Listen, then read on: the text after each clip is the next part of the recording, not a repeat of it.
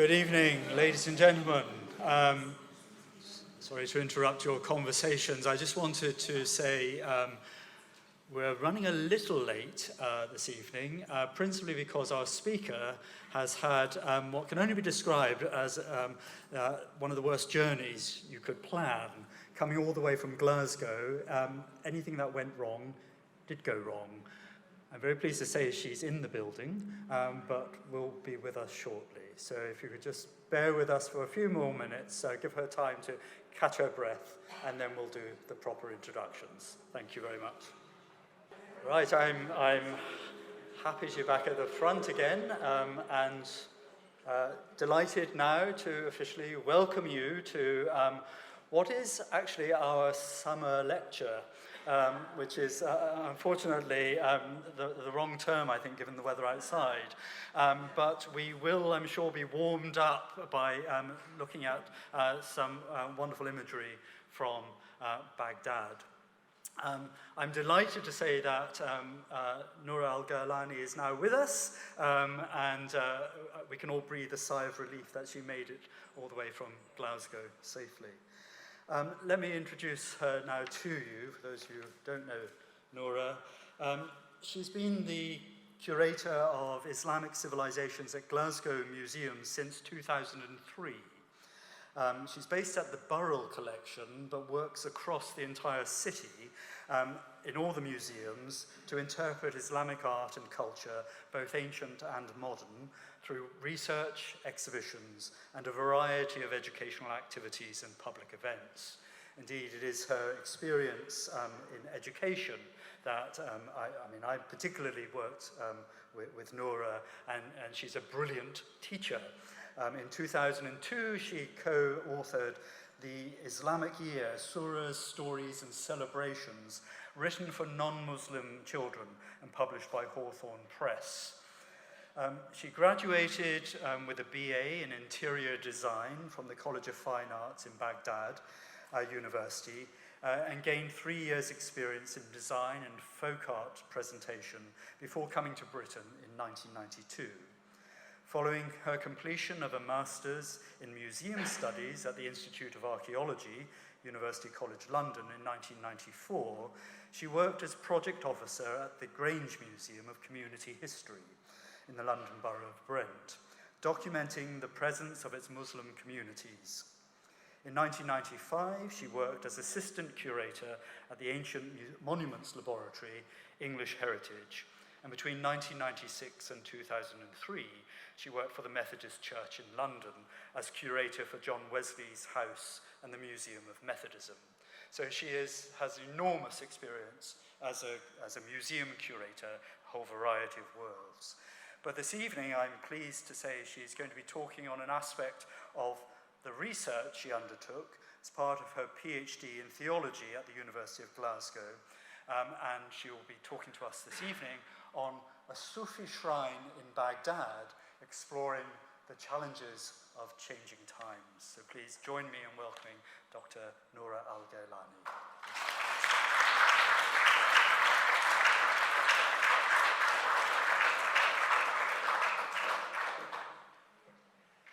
Hello. This is really going to be more of a chat, but I have written it down. It's a challenge doing such a subject when one is a bit personally involved, so I have really tried to be objective and academic, and this is my real challenge, really. Now, I left Iraq at the age of 26 in 1992 and did not go back again until 2004 in April, when BISI, then the British School of Archaeology in Iraq, asked me to help with running a 2-week course on museums for the staff of the Iraq Museum in Baghdad. The first 3 days in Baghdad were totally disorienting for me. I recognized nothing of the city's streets, neighborhoods, and public spaces, that is, except for the living rooms of my relatives, who seemed to have been frozen in time from 12 years before. Even the outward appearances of people had changed. But one day, on the third day in the evening, passing in a car through a street, I finally recognized something. And it was a block of shops and a street corner in Karada al-Jawwa, for those who know that part of Baghdad. So Karada district on the east side of the city.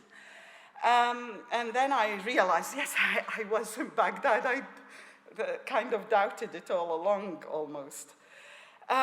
So much visual change had happened in just a decade, really, and I couldn't believe it. So I started to quiz relatives about it, about the change, why it happened. I'd not realized, despite everybody follows the news, really, here, of what's going on there, that the change was quite tremendous.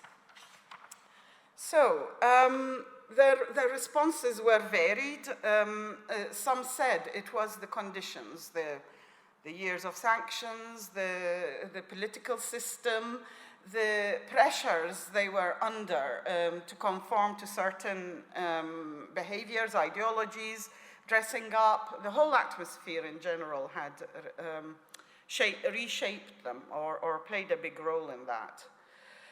But the most upsetting thing was on the last day before leaving, I'd gone to visit our family shrine to kind of say goodbye and a little prayer. And I was shocked to find how much it had changed. So it is called the al-Qādir in Baghdadi language. It's the shrine of Shaykh ʿAbd Gailani or al-Jīlānī in academic circles, a medieval Sufi saint and his abode in Baghdad. Half the site had gone, and you can see from the images here the difference between the 1970s and 90s, which are hardly of a change, and then in 2015, and that is the state of the site when I saw it in 2004, a drastic change in the site. For various reasons, some thought to be good, some disastrously thoughtless. Anyway, in a decade or so, the change was radical not only to the shrine, but also to the area of the shrine. The shrine stands on the eastern side of the city. It is in an area today called Bab al-Sheikh district. It is made up of several neighborhoods that are distinguished from each other either by ethnicity or tribal affiliation or sect affiliation, but a labyrinth of very small alleyways that belong to the Ottoman period of Baghdad's history. The development of Baghdad in the 60s, 70s, 80s meant sweeping away many of these neighborhoods and creating space for highways and motorways and the like. But then in in the late 90s, a decision was taken by the government, led by an unfortunate visit of the president, then to the shrine when he realized it was overcrowded and he wanted to be a benefactor and enlarge it. And the photograph on the bottom right shows you that enlargement. I don't know if you can spot the two small domes on the far left of the picture are the original shrine with its small minaret, and then the remainder is all the enlargement.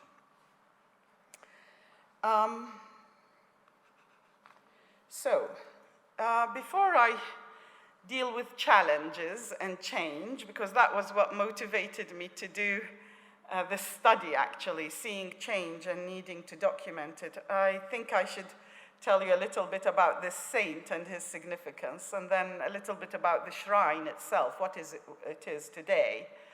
And then I'll tell you three of the challenges that it faces. It faces very many, and most of them are interconnected, but I've picked three as three phenomena in post-2003 Baghdad or Iraq. So,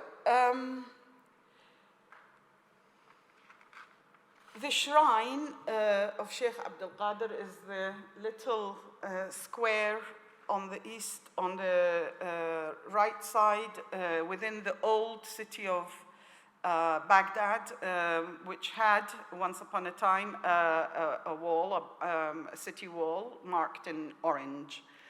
The famous round city of Baghdad, al-Mansur's city, Caliph al-Mansur, is actually on the west side, and it is far to the north from the location of the shrine.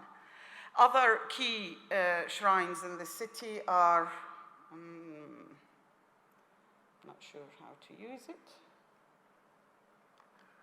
but if you see, yeah, here we are. That's Imam Abu Hanifa and Nu'man, and that is Imam Musa al-Kazim's shrine.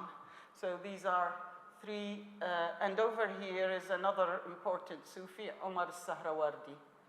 And then on this side, although I had not marked them, are a group of other Sufi, famous Sufis, including the famous al-Hallaj and al-Junayd al-Baghdadi and Sari al-Saqati and various other medieval Sufi saints. So, who is Sheikh Abd al-Qādir? He is Abu Muhammad Muhyiddin Abd al-Qādir al-Gailani, or sometimes al-Jīlānī or al-Jīlānī, depending on which part of the world you are. And in classical Arabic texts, sometimes he is referred to as al-Jīlī. He is a 12th century Sunni Hanbali theologian and teacher. He's a popular preacher and a Sufi Shaikh of the Seljuk period. He was born in 1077 in a small village in Gilan, south of the Caspian Sea in Iran, and died in Baghdad in 1165. He was buried in his theological seminary, which eventually, over the centuries, became a shrine.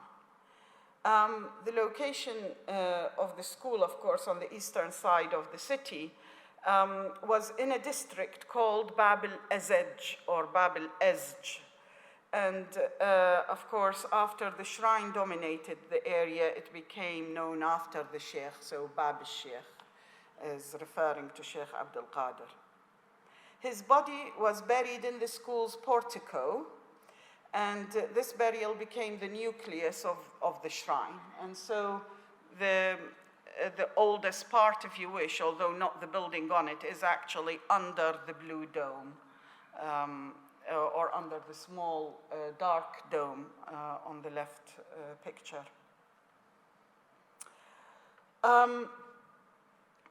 The Sheikh's body was buried there, and subsequently, after the school became a shrine, various features were added. And in later years, especially in the Ottoman period, Murad IV placed a grill, a cage above the burial. And so the earliest reference to a grill over the tomb goes back to the 1640s, when Murad IV came to liberate Baghdad from a second or a third Safavid occupation. Of course, this grill has been replaced twice, and this is a second replacement. Pakistani silver grill made for the shrine.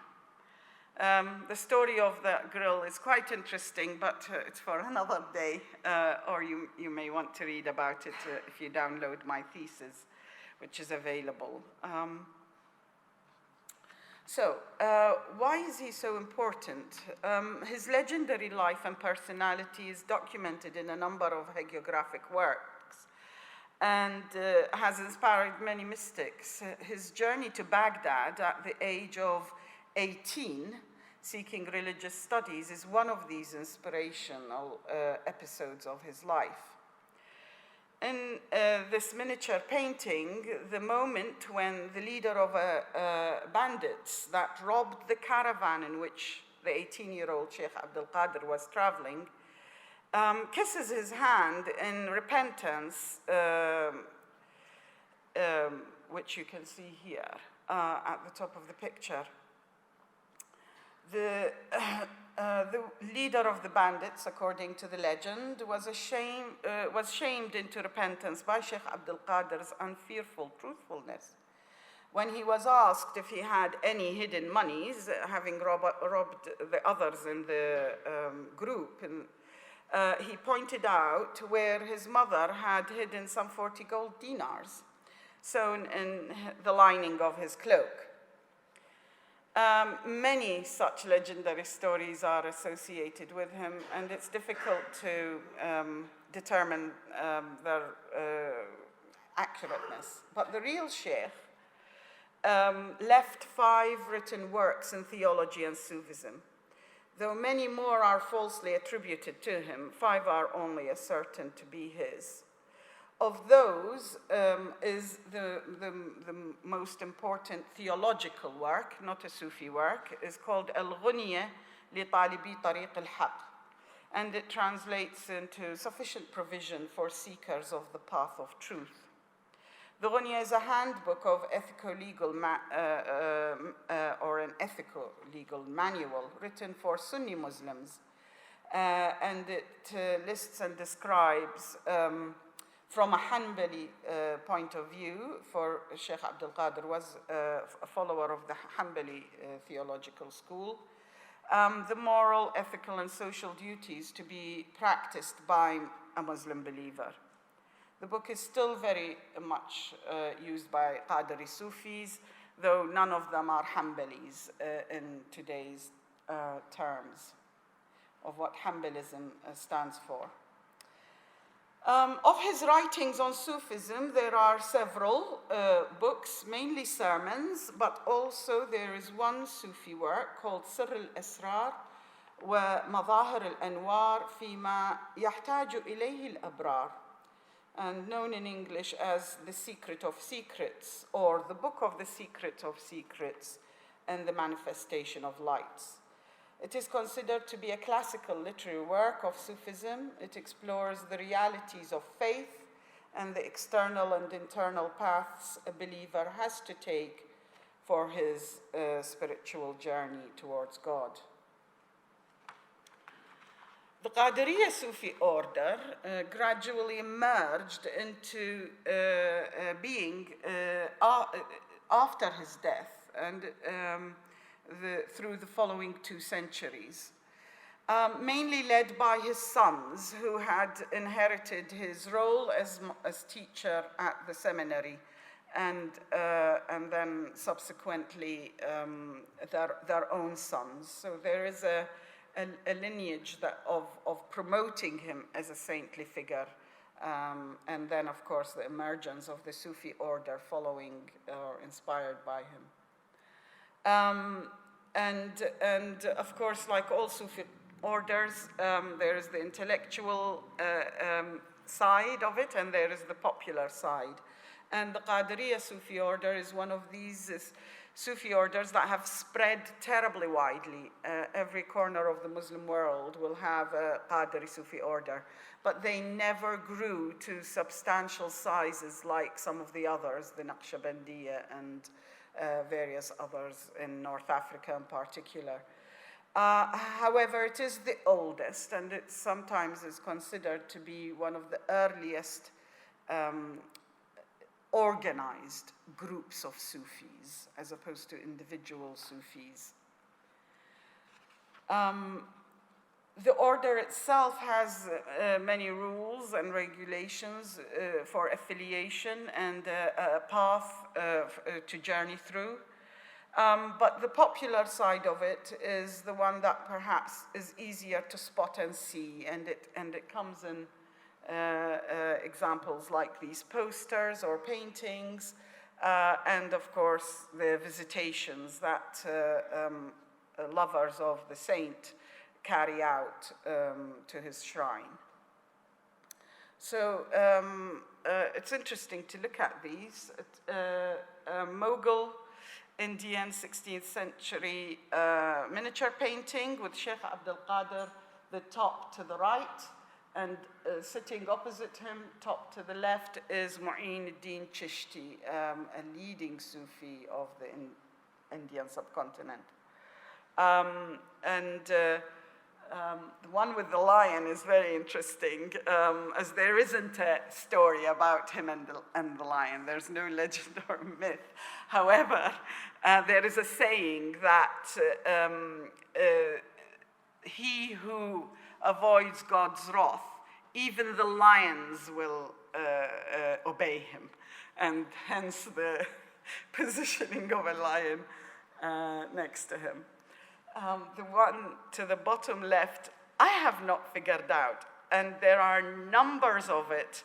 There must be a legend to do with water, because all of them have a boat full of people traveling. And in the background is the shrine of Sheikh Abd al-Qādir, and also he's sitting. And there's always a little girl with her hands raised in supplication. So I haven't had the time. That's my real reason, which is not an excuse, but I need to sit down an Urdu speaker and get them to work out what is the story behind this that in Pakistan in particular is visualized in this way. Now to this is really so simplified. His life is far more complicated and interesting. His sermons are very interesting. They're very good in telling you what's going on in Baghdad then, and what is he berating his audience for. They can be read as social documents that tell you of events that have challenged the morality of the Sheikh, and he is sermonizing over them. But to the shrine itself, what I'm going to focus on is what it is today, and not how it came to be, really, other than the three challenging aspects that I spotted. So the shrine has many facets, and it's not a straightforward place of burial and visitation. It is a Friday mosque, so, and it has always been, certainly during the Ottoman period, whereby a classical theologian acts as an imam of whatever theological school. Usually there are three, Shafi'i, a Maliki, and a Hanbali, appointed to the shrine. This was stopped in the 1970s when the government took over appointments of imams to all mosques in the country, and so a mosque gets one imam, depending on the affiliation of the mosque. So up until the mid-20th century, the shrine had three classically trained theologians as imams. So the Friday mosque here is an important signifier, because it is big enough to hold a Friday sermon and the Friday prayers, having, of course, an imam qualified to do that. The shrine is also a mazar, a place of visitation where pilgrims come to.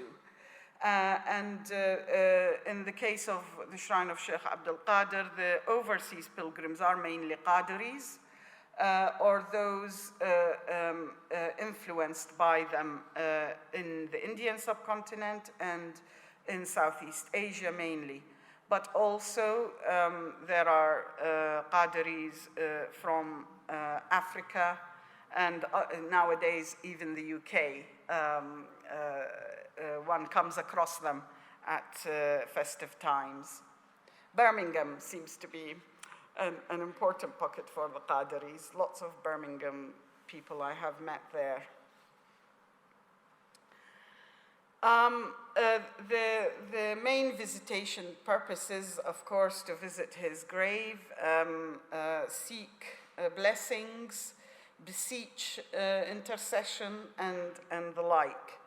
Men and women are allowed, and there is a whole etiquette of how to behave within the space to accommodate both genders' needs. The Iraqi visitors include the Kurds, who have a lot of Qadiri offshoots and branches, and of course smaller Arab areas within the Arab part of Iraq also have Qadiri offshoots. The festive season is dominated by two key events: the Mawlid of the Prophet, so the anniversary of the birth of Prophet Muhammad, and the Mawlud of Shaykh ʿAbd al-Qādir, and that is the anniversary of his death, where his life is celebrated at the shrine. And these tend to be the main visitation periods in the year. The shrine is also a Sufi lodge, where Sufi's lodge, with accommodation given out to Sufi personalities of distinction, and also to the local Sufi Qadiri branch. And here, the leader of the branch is the first reciter on the left, and the other members are his followers. A position inherited through his family. So there are at least 3 generations who have been the head of the local Sufi lodge at the shrine. The lodge performs a number of spiritual practices there, and they also participate in all the festivities. The shrine is also a soup kitchen, and the soup kitchen has been there at least since Ottoman times. It's become a big enterprise, and there are special endowments held by the Qadiri Trust specifically to facilitate the expenditure of the soup kitchen. The soup is straightforward. It's only the one dish they do throughout the year, except for Ramadan, and that is a rice soup with lamb, and it is seasoned with fried onions, salt, and pepper. But it is seriously delicious for the mild Iraqi palate, and very nutritious. The soup kitchen's main clients are the poor in the Bab al-Sheikh district, but also all the pilgrims get fed at it, and anyone who seeks barakah or wants to taste it can come. A lot of patrons pay for certain meals or certain feasts, and there's an never-ending trickle of sheep, ducks, chicken, and various other things for cooking. In Ramadan, the menu is different. Lentil soup and rice and chicken, various types of rice, yellow, red, and of course it is served at sunset when the iftar is.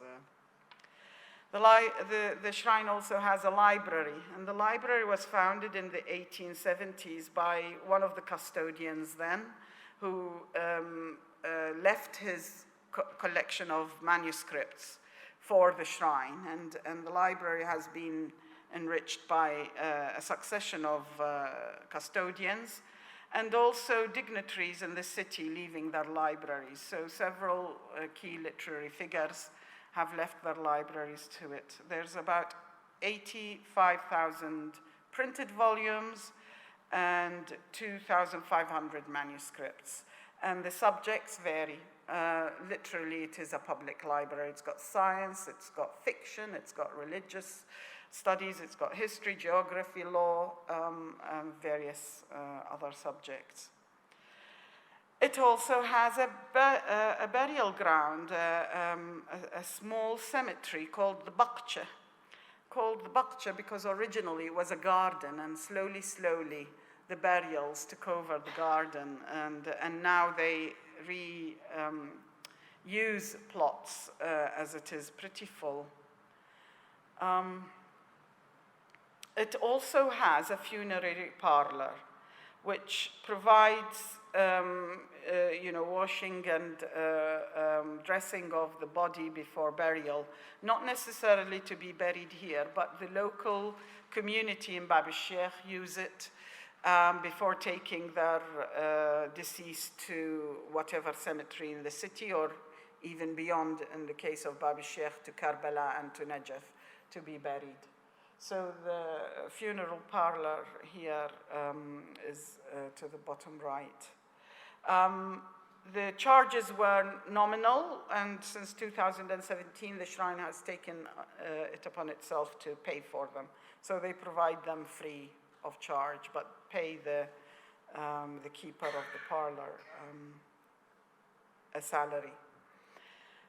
It is also a heritage site, and that is what is devastating, that half of it had been demolished for the sake of enlargement. It has beautiful late Ottoman architecture, as seen here by the clock and the two minarets. Typical Baghdadi style, with, of course, touches from India with regards to the clock. The clock mechanism is from Pune.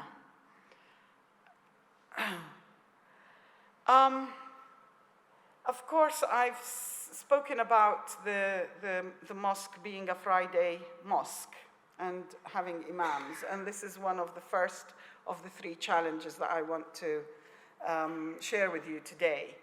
The first of these three is Salafism and the rise of Sunni Salafism in Iraq during the 90s and then the 2000s, and the impact of that on a Sufi shrine, when Salafis, who are orthodox reformers, puritanical sometimes, frown upon such practices as mysticism or inward looking faith and the like. So this challenge presented itself to the shrine in 2004, when post the 2003 invasions, the original, or the imam then, had left his post for Jordan. The government by then had dismantled the Ministry for Religious Affairs, for religious endowments and religious affairs, into three sectarian bodies, which were the equivalent of three ministries. The Department for Sunni Endowments and Religious Affairs, the Department for Shia Endowments and Religious Affairs, and the third department for other religions, religious affairs and endowments. So these three actually represent the sectarian battle within Iraq. In 2004, the Sunni endowments appointed a Salafi imam to the shrine, and a new challenge that the shrine had not faced in its previous history with imams, to have an imam that didn't like them and didn't approve of any of their practices, of the space itself. And because he was appointed, in a sense, a political appointment, where Sunnis were, Sunni leaders of the Salafist movement were redistributing mosques to reform society as they see, had handed over this iconic space to a powerful imam who was interested in politics. It got to the stage very quickly during the civil war in Iraq between 2005 and 2007 for him to get in trouble because he kept on playing people against each other. And that necessitated bodyguards. And the first shock or change in the shrine is having bodyguards stand behind you while you pray and while you lead the prayer. And so here is the Imam's son, who is also a theologian, standing in for his father at the pulpit. And his bodyguards are sitting at the bottom of the steps, blocking people from him. And then when it's time for him to lead the prayers, and he is the one with the white turban in the middle, in front of the prayer niche, his bodyguards stand watching the congregation. And this has been the cause of a lot of upset in the shrine. They are armed, they are standing there protecting the Imam from his congregation. So the custodians have had a difficult time with him. He's had a difficult time with the shrine as well, because he doesn't approve theologically, ideologically with the setup. He doesn't approve of saint visitation and beseeching dead saintly figures for intercession. That is heretical. He doesn't approve of many of the rituals. They're considered to be innovation, Bud'ah, and Bud'ah is frowned upon in puritanical terms. So the life of the shrine has been very difficult, both for the people in the shrine and the Imam.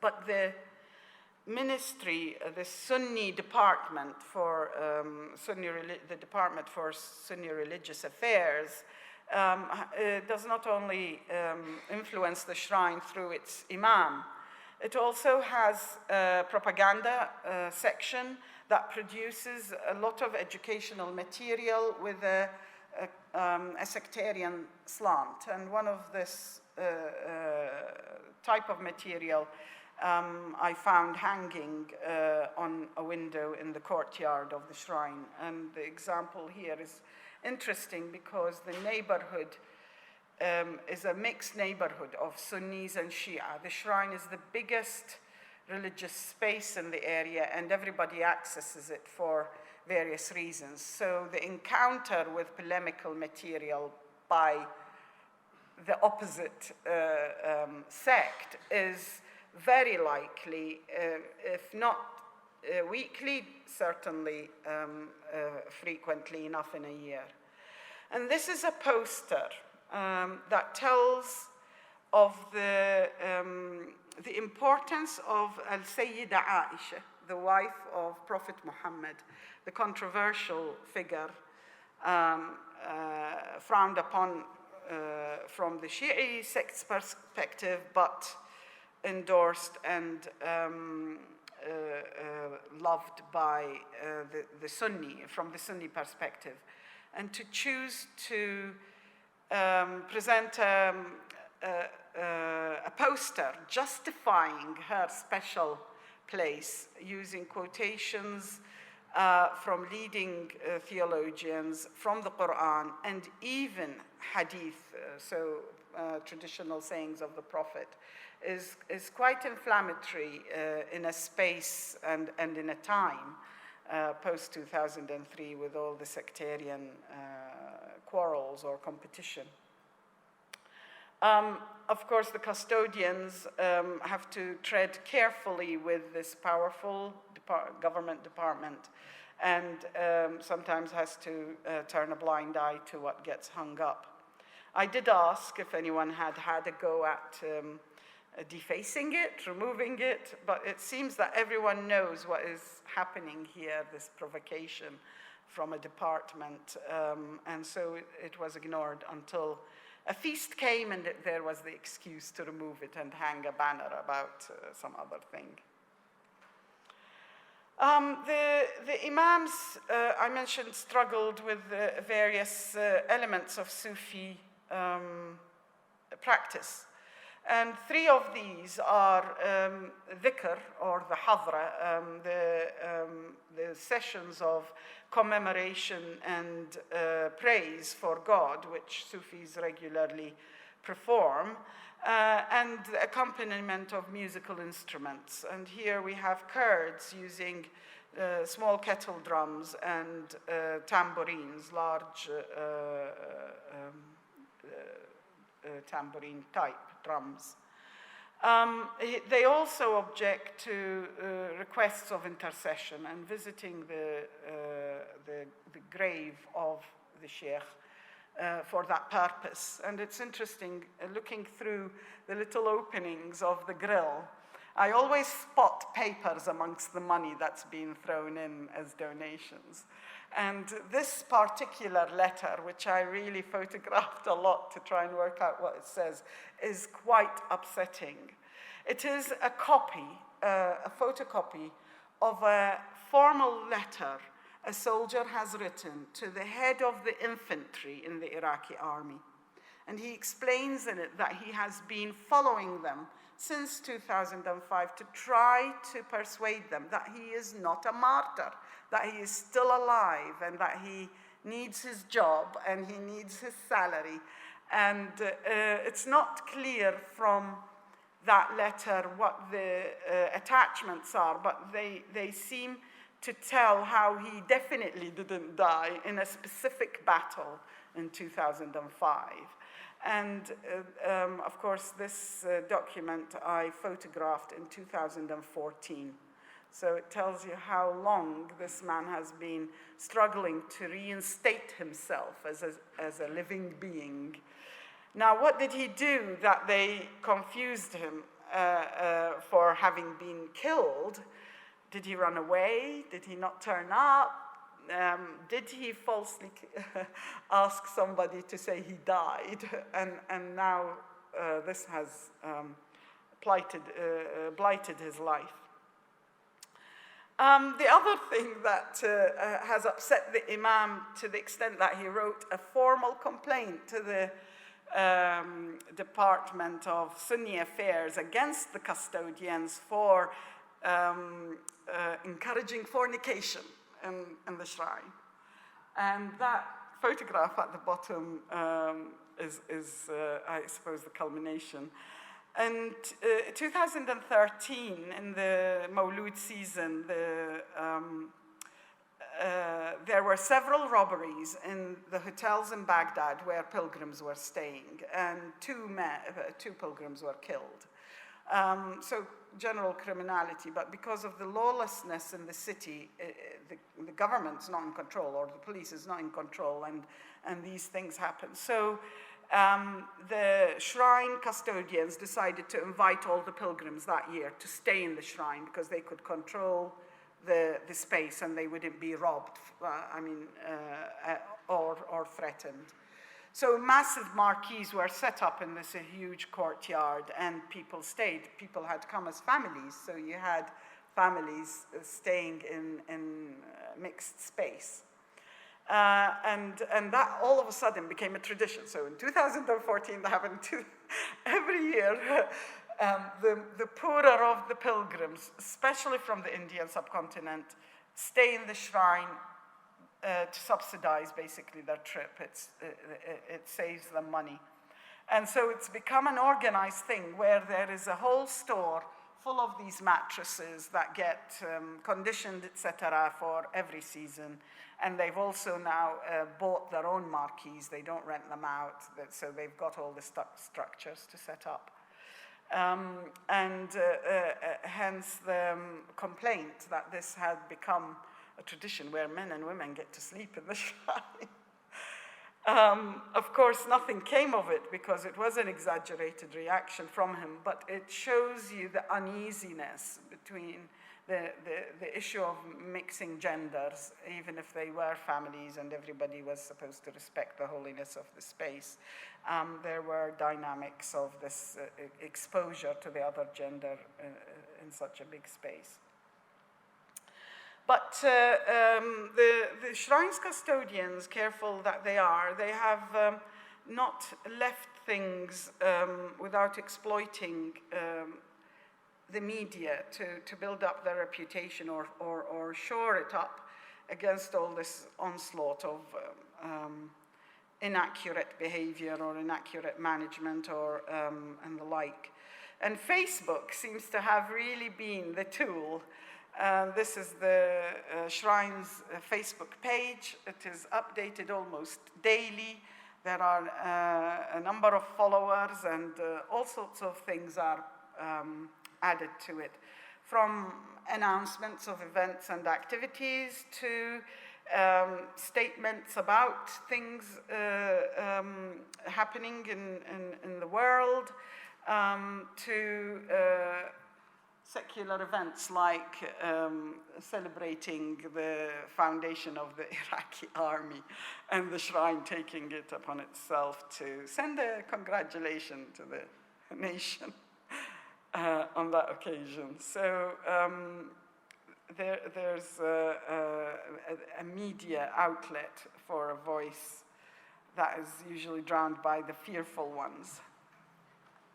The second challenge to Sufism in the Shrine is the sectarian situation in the district of Bab al-Sheikh. The neighborhood, an old part, a very old part of Baghdad, that has changed in population over time. And in the late 19th century, Kurds of the Shia sect, so they are Faili Kurds, moved into the district and settled. And the 20th century and the suppression of religious expression, especially sectarian, meant quietness. But the 2003 liberation of the Shia voice meant an explosion, a visual explosion and an audio explosion of Shia expression. And it seemed all very overwhelming to this shrine now in a largely Shia neighborhood. The development of the area, the cutting of roads, opening roads and setting up motorways, and then the enlargement of the shrine meant repossessing homes in the area, and then the balance of the sects in the area has changed because of it wasn't meant, but the directions in which they repossessed homes to the north and to the north west of the shrine meant that a new balance of communities appeared. Now, the poor alleyways look like this today, with very loud religious expression. And of course, they are all back onto the shrine. With the 2003 bombings and the collapse of the electricity infrastructure for Iraq, and in Baghdad in particular, meant that these poor neighborhoods had no electricity. The shrine, shrewdly knowing that it had to help, even if they were not Sunnis or were not in favor of the shrine religiously, it agreed or accepted to the request to supply electricity to 2 Shia mosques in the area. One grassroots Husseiniya called Husayniyat al-Ahmadi, made up of 3 houses in one of the alleyways. It found itself unable to perform any of its religious functions for the lack of electricity. And in particular, it became a problem when so many were being killed in the civil war. So they asked for electricity, and they were supplied with a cable that runs from the shrine of Sheikh ʿAbd al-Qādir to the Husayniyah. and this carried on until 2011, when the shrine decided that it could no longer give electricity because it was itself under threat of being cut from the mains for overuse. And when they investigated the overuse, it turned out that every single house under that cable that ran from the shrine to this little mosque had clandestinely lit their...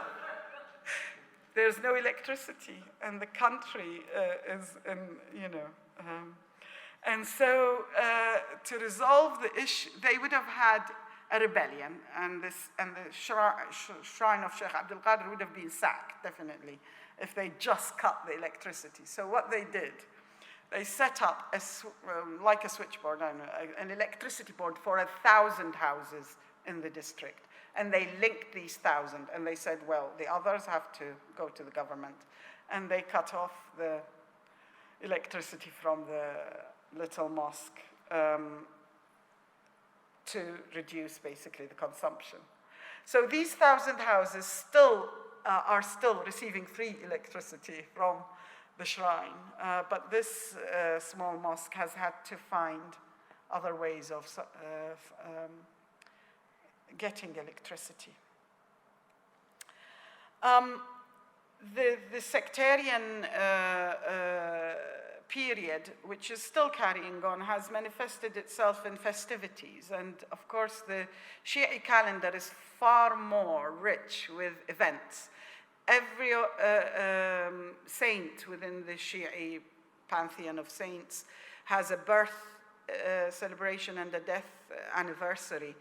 And of course, the most important of them is the martyrdom of Imam Hussein. And the ceremonies that are performed, which last, pretty much 2 months, from the 1st of Muharram with the New Year and to the 10th with the martyrdom itself, to the 40th day of his martyrdom. So the celebrations are expressed visually and in quite a prominent way. And the shrine was approached by Shia poles and politics in Baghdad, requesting them to show empathy or sympathy with the anniversaries. So the custodians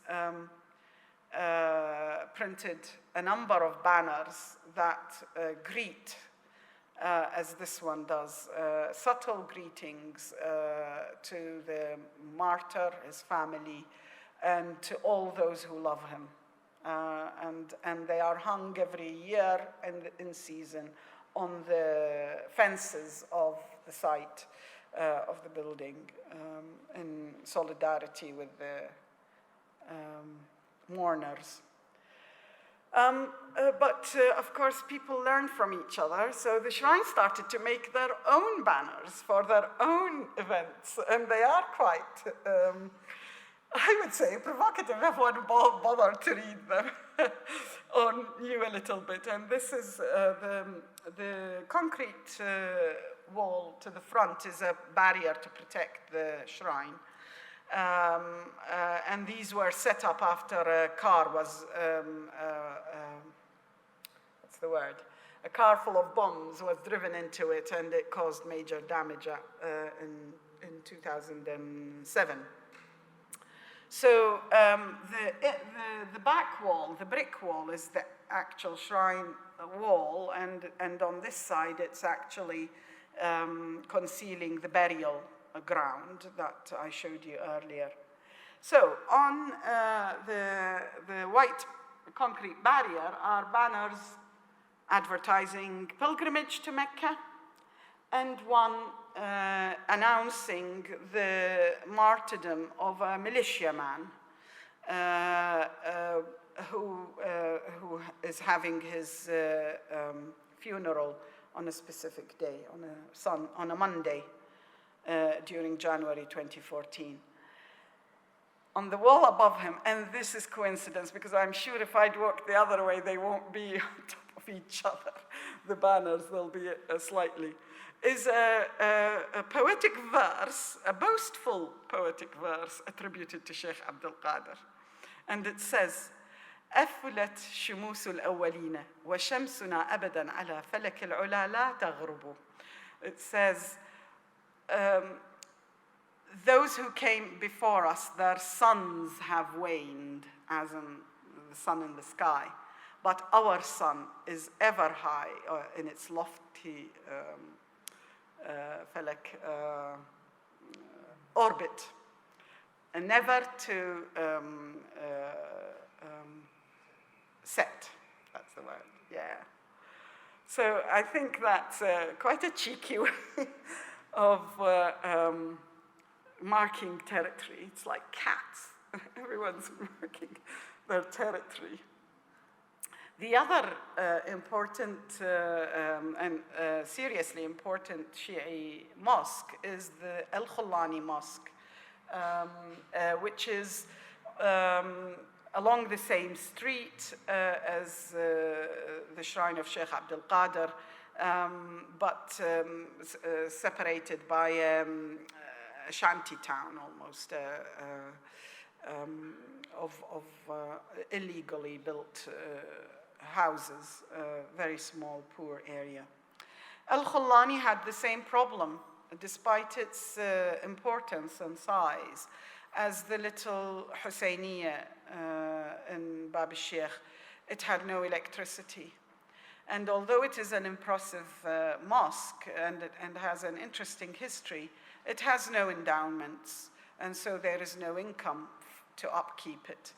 And therefore they asked for electricity, and they are supplied by electricity by the shrine. The interesting thing about al-Jīlānī mosque is in the 50s, it wasn't al-Jīlānī mosque. It was actually the shrine of a Sufi called Ghulam al-Khallal. And there was a belief amongst the Shia community that near him or next to him is buried one of the aides of the hidden Imam and the Jīlānī. They managed to persuade the custodians of that shrine to hand it over to them or sold it to them. And so now it is firmly a Shia mosque with the identity of the buried person being the Jīlānī, not Ghulam al-Khallal. And another of these sectarian challenges that the shrine has faced, in 2014, the Imam who has been working with the government to fight sectarianism had been interacting with various Shia head figures, including Muqtada al-Sadr, who is a key Shia theologian and head of one of the big militias, Jaysh al-Mahdi. Al-Sadr has also dabbled in anti-sectarian campaigns and decided to communicate or engage with the Imam in the shrine. And so they invited him, having not told the custodians, to come in and preach at the shrine. The custodians panicked for two reasons. A Sunni retaliation, that the shrine was now far too unorthodox, and also the hijacking of the shrine for a political message. At that time, al-Sadr was at loggerheads with the then Prime Minister Noorah al-Maliki and was going for ousting him. A totally corrupt man deserves to be ousted. And the fear of the custodian was dragging the shrine into a quarrel and a competition beyond their abilities or interests. So they sent him a message and also informed the Imam and they both respected that. So they turned up. They had a benign time. He spoke politely, no politics, and no, but I think the visual will have played a big role in bringing the Sunnis and the Shia a bit closer.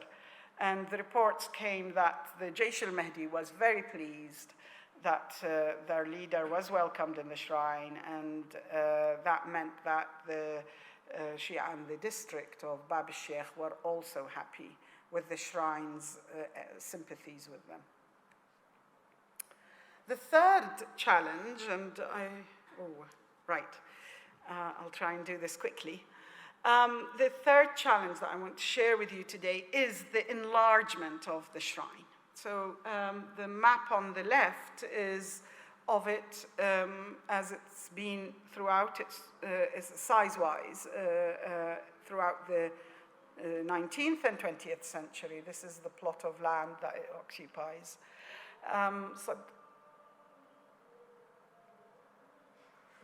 Somebody's mobile phone. Somebody's mobile phone. No, there's no, my video doesn't have an Allahu Akbar, definitely. My video is more on the heretical side. Somebody's got a mobile phone with a call to prayer as a ringtone. Very good.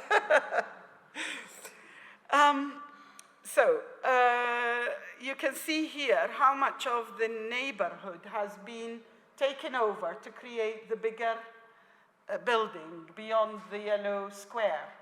And not only that, the building across the street is part of that project, and the building in gray above or beyond to the top corner is part of that project. All the people whose homes were forcibly repossessed were given plots of land outside Baghdad, sent to Diyala and various other places, underdeveloped, rural, and they have no community links.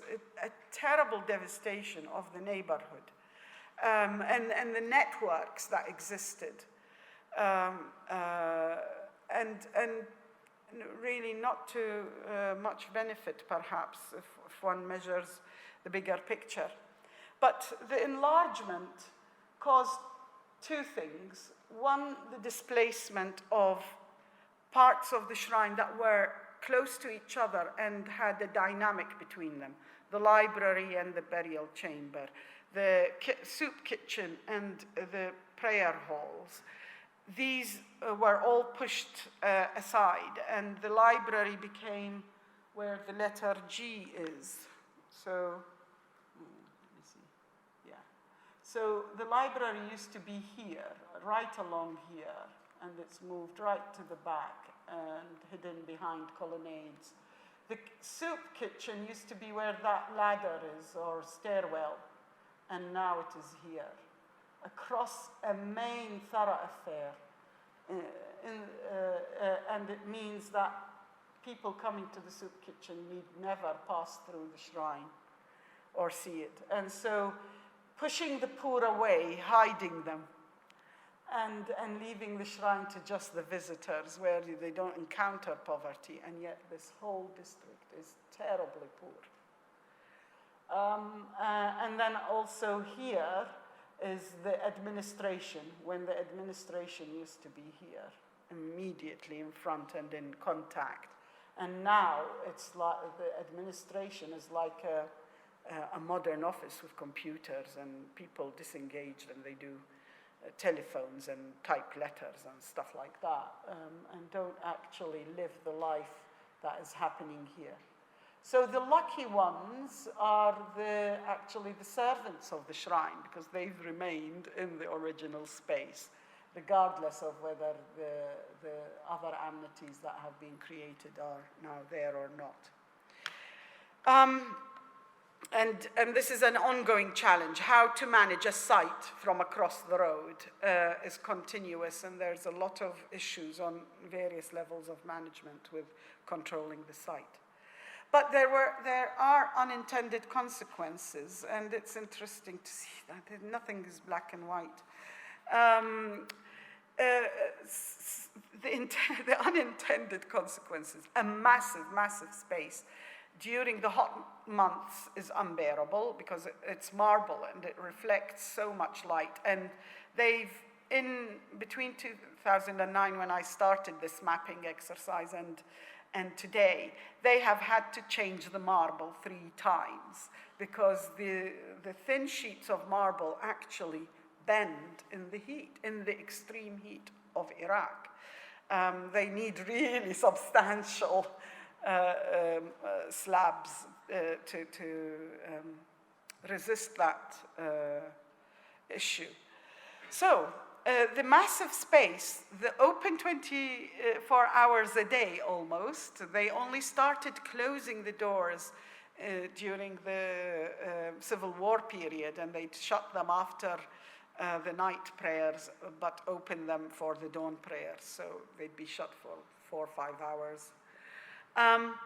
That meant, being the only clean open space, that a lot of loitering started to happen. And the children, the teenagers of the whole Bab al-Sheikh district end up wandering around in the space, having little wanders. It also meant that visitors, local visitors to the shrine can make a picnic of it. And so a lot of them now come for the whole day. They spread their floor covers, they bring a meal with them, they go in for a little visitation, but most of the time they spend it in the open air during the nice season. And also, the size of the space has attracted the authorities' attention of its usefulness. So ad hoc vaccination, mobile vaccination units often are heard on pickups calling out, if you have children, you want to vaccinate them against whatever it is, measles, chickenpox, go to the Sheikh ʿAbd al-Qādir al-Gailani shrine. We will be there on Tuesday or whatever. And they gather at the base of the minaret where there is a platform to sit on, and they bring big bins, position them there, and then the kids queue up. And I observed one of them, and I was standing quite a distance away. And the kids spotted me. And the lady, the little girl in the orange, came up to me and she said, if I give you 1,000 dinars, would you take a photo of me? And I said to her, I'm not a professional photographer. The picture won't come out. I can't give you anything. But if you want me to take a photo of you, I'm happy to take it. So they did. She gathered all the kids, stood and took a photo. So it has created, the space has created new dynamics in the neighborhood. And my last slide here, I was really photographing the Pakistani chap lying in the sun. This is on the 22nd of December, 2018. When these 2 little boys walked along, not realizing, and they appeared in my picture. And what's happening here, and I could hear them, they were chanting, they were mimicking a dhikr chant.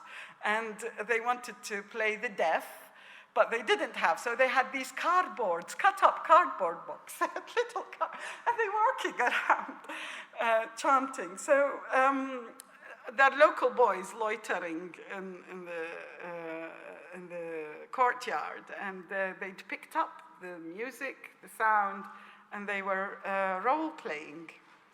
So I thought you may want, as a conclusion, to hear what this Sufi dhikr is, especially that Salafism doesn't agree with it and has been an issue for the shrine with its imams.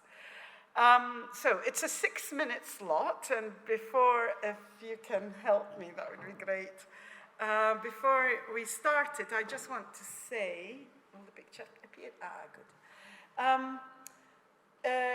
I asked these 2. The gentleman on the left is Mullah Ayad, who is employed by the shrine as Qari al-Maqam.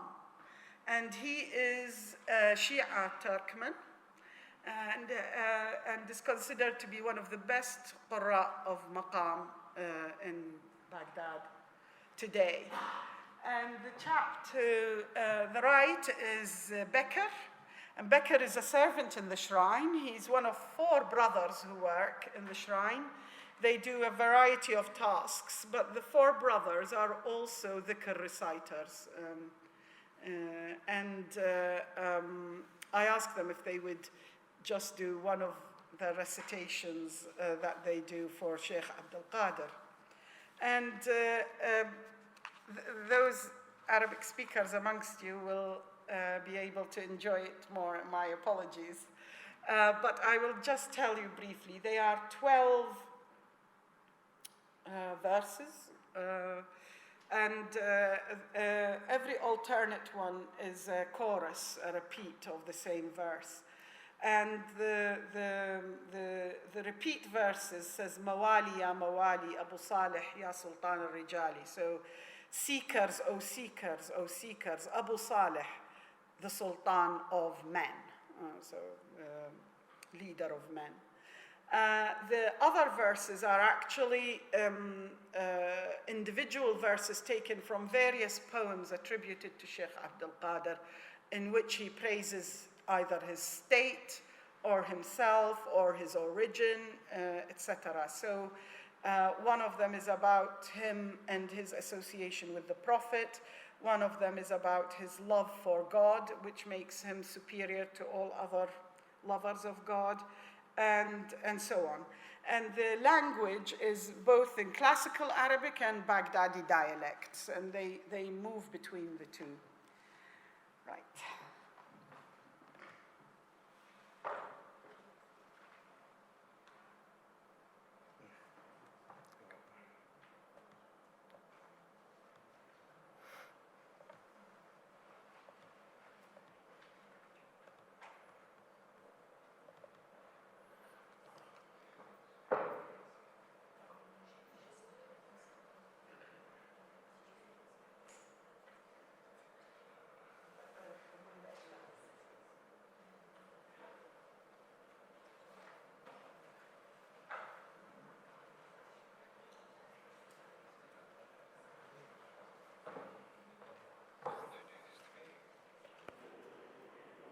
يلا.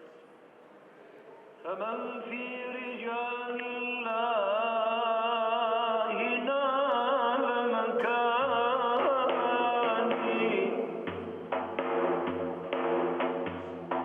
فمن في رجال الله نال مكاني وجدي رسول الله في الأصل رباني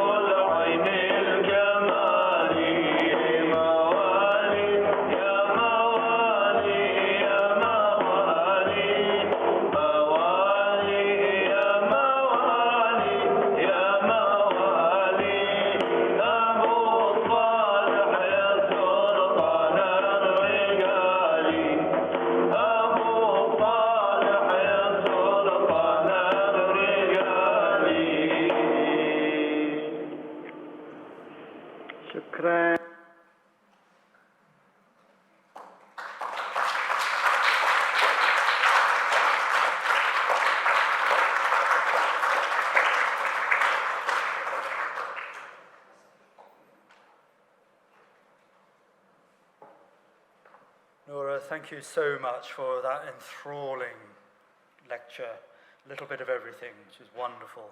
I think what we'll do is move straight to the reception, where there'll be an opportunity for you to answer questions.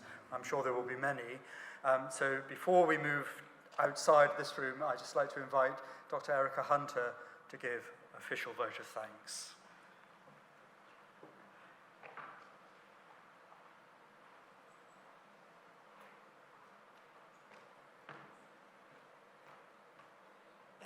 Noorah, thank you for an illuminating lecture on what you described, one of the great icons of Baghdad, your family's shrine. I had the fortune to visit it many times prior to what we call the renovation. And you have graphically shown us the importance of the shrine, not only as a centre of faith, but a centre of social concern and activity, the soup kitchen, the library with its beautiful manuscripts, etc. You've also clearly, and I think it's an absolute revelation, shown us how adroit and dexterous the shrine has had to be to face the various challenges which it has really faced. And that gives us an insight into how communities respond to challenges and how they map their route of survival. You've also shown us the impact of those renovations, and I remember your dear late mother being so concerned about the renovations that were required, the impact on the social fabric of an old part of Baghdad.